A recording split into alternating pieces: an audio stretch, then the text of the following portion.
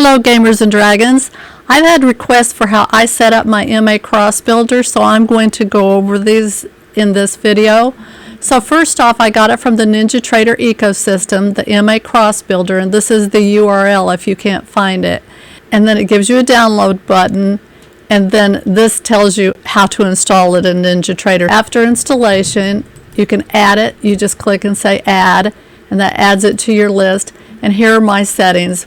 I set this for the EMA, the exponential moving average, as opposed to the simple moving average, because it's actually closer when I compared them side by side. You set up the MA period as 9. Over here on the second one, you have your EMA also and your period as 20. And you could have the 821 or the 920. They're common ones used on the 5-minute chart, and they perform very similarly. You can turn on sounds on cross, and I have mine set to the one provided by Ninjatrader 8, which is reversing. And you can set it to whatever you want and even provide your own sound to alert you. So these are my settings, and I'll just scroll through very slowly, and then you can set it up just like mine. Maybe add your own flair, your own colors. It doesn't matter.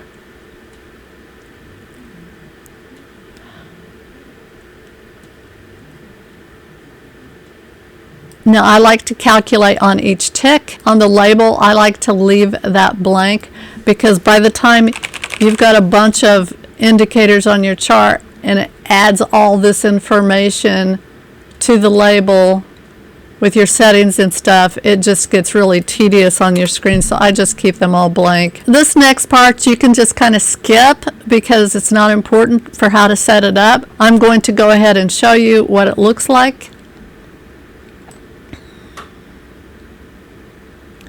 And so you can follow along with the MA cloud and feel safe to go with shorts when the cloud is red descending. And you want a sharp ascent like this, or a sharp descent.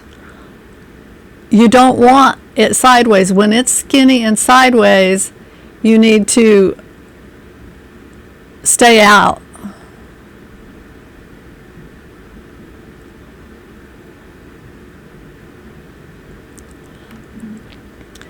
But if you look at these charts as I'm scrolling through and you say, wow, that tells me something, that's why I use it. Because I can know here it's done a crossover.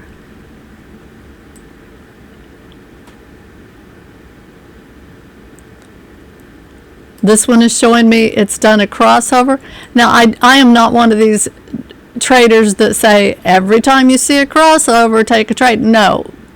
A crossover can happen and be a false positive and mean absolutely nothing. I mean, look at all the crossovers that you can see in a row. You know, some of those are just really choppy markets.